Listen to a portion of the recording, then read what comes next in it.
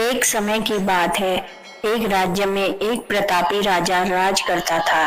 एक दिन उसके दरबार में एक विदेशी आगंतुक आया और उसने राजा को एक सुंदर पत्थर उपहार में दिया।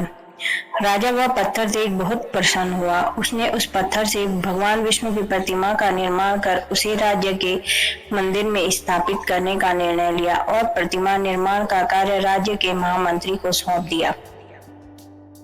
महामंत्री गांव के सर्वश्रेष्ठ मूर्तिकार के पास गया और उसे वह पत्थर देते हुए बोला, महाराज, मंदिर में भगवान विष्णु की प्रतिमा स्थापित करवाना चाहते हैं। 7 दिवस के भीतर इस पत्थर से विष्णु भगवान की प्रतिमा तैयार कर राजमहल पहुंचा देना। इसके लिए तुम्हें 50 स्वर्ण मुद्राएं दी जाएंगी। 50 स्वर्ण मुद्राओं की बात सुनकर मूर्तिकार खुश हो गया और महामंत्री के जाने के उपरांत प्रतिमा का निर्माण कार्य प्रारंभ करने के उद्देश्य से उसने औजार निकाल लिए। अपने औजारों में से उसने एक हथौड़ा लिया और पत्थर तोड़ने के लिए उस पर हथौड़े से वार करने लगा, किंतु पत्थर जस का तस रहा। मूर्तिकार ने हथौड़े के कई वार पत्थर पर किए, किंतु पत्थर नहीं टूटा।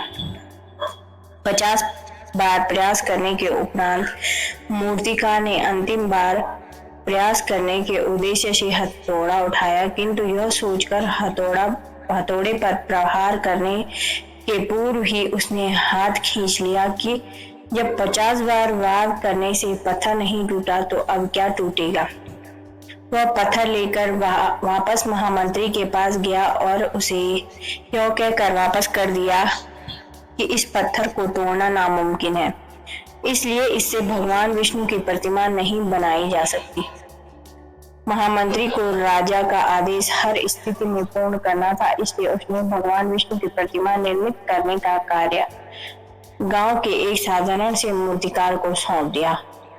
पत्थर लेकर मूर्तिकार ने महामंत्री के सामने ही उस हथौड़े से प्रहार किया और वह पत्थर एक बार में ही टूट गया। पत्थर टूटने के बाद मूर्तिकार प्रतिमा बनाने में जुट गया।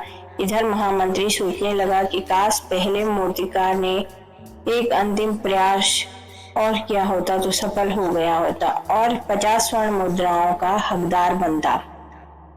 सीख, हमें इस कहानी से यह सीख मिलती है,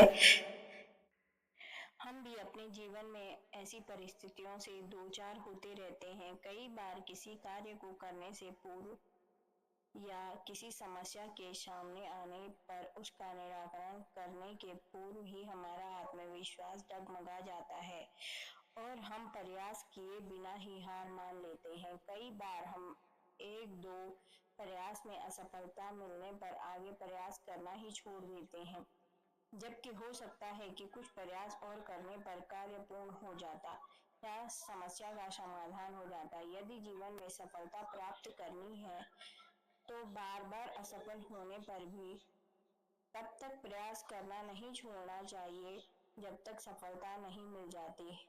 क्या पता जिस प्रयास को हम करने से पूर्व हाथ खींच लेते हैं वही हमारा अंतिम प्रयास हो और उसमें हमें कामयाबी प्राप्त हो जाए। धन्यवाद।